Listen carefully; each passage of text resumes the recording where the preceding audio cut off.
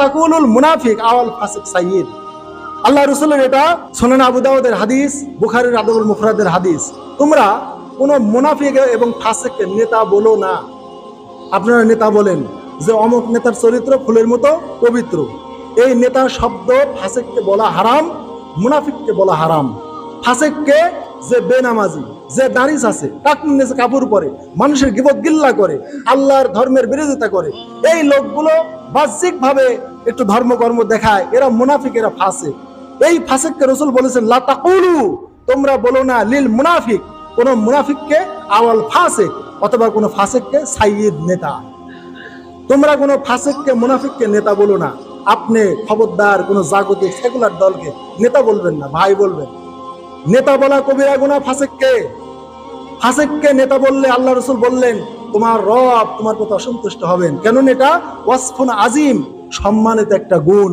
এই গুণকে যদি তুমি ফাসিককে দাও, আল্লাহ অসন্তুষ্ট হয়। এই জন্য ইজা মুদিয়াল ফাসিকু গযবা রাব্বু তাআলা, যখন কোন ফাসিকের প্রশংসা করা হয়, মহান আল্লাহ তাআলা তার প্রতি রাগান্বিত হয়। ওয়া তাসলাউল আরশা, এবং এই ফাসিকের প্রশংসা করলে, ফাসিককে নেতা বললে আল্লাহর আরশ থরথর করে কেঁপে ওঠে। এই জন্য দুনিয়াতে কোনো ফাসিকে সমর্থন করা, ভোট দেওয়া, তাকে নেতা বলা সম্পূর্ণ ইসলামে হারাম, স্পষ্টভাবে আল্লাহ রাসূল সাল্লাল্লাহু আলাইহি ওয়াসাল্লাম বলেছেন। এখন এই দুনিয়াতে যারা বিভিন্ন প্রলোভন দিচ্ছে, আমরা জয়যুক্তরে এই করবো, ওই করবো, ওই করবো, কিন্তু আল্লাহর আইন প্রতিষ্ঠার কথা বলে না। বিশ্বাস করেন সবই প্রলোভন। আর আল্লাহর আইন প্রতিষ্ঠার কথা যারা বলে তারাই একমাত্র ইনসাফকারী। কেননা বেইনসাফের লোক এই পথে নাই।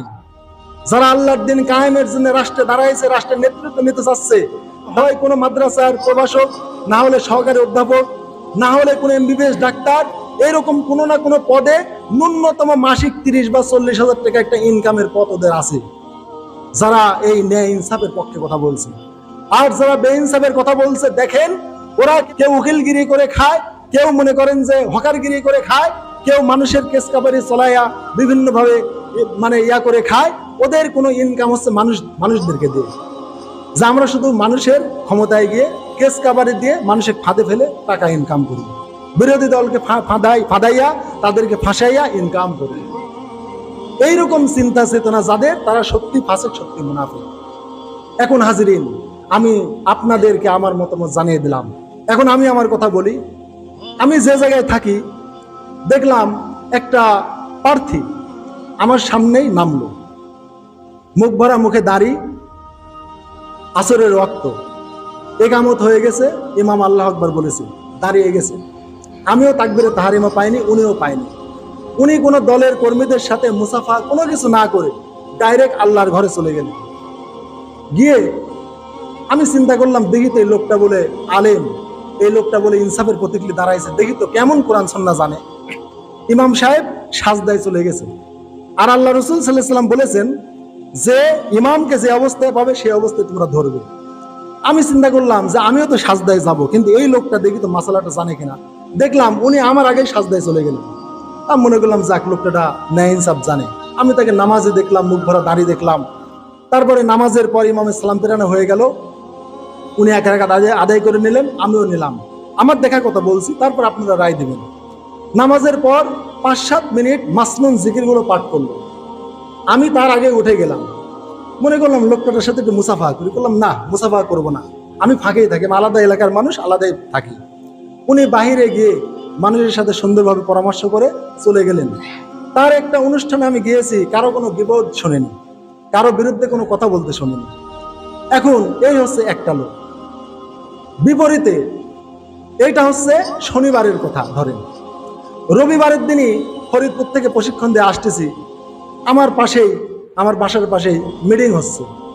মাগরিবের একটু সামান্য আগে 5 মিনিট আমি চিন্তা করছি, ক্লান্ত, সারাদিন খাওয়া দাওয়া নাই, বাড়িতে গিয়ে একটু উজু করে ফিরে এসে মসজিদে আসবো।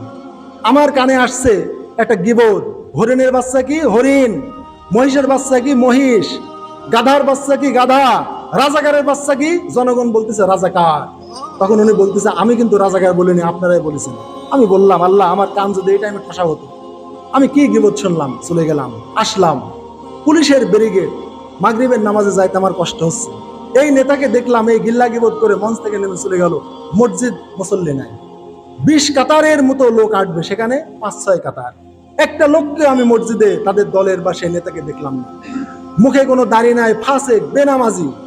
এখন আপনাদের কাছে আমি এই দুইটা লোক, আমি যা দেখেছি আল্লাহর কসম, এই মসজিদের মেম্বারে থেকে বলছি, আমি যা বলছি একটু এদিক ওদিক হলে আমার জন্য মেম্বার থেকে নামার আগে চোখ অন্ধ হয়ে যায়।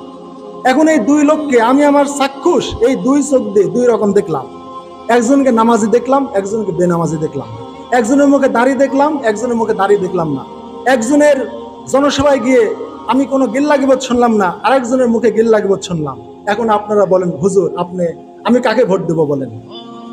আপনারা ততক্ষণ বিরক্ত হয়েছিলেন, এখন আপনারা আমাকে ওয়াজ করেন। আপনারা এখন আমাকে মতামত দেন, আমি কাকে ভোট দেব?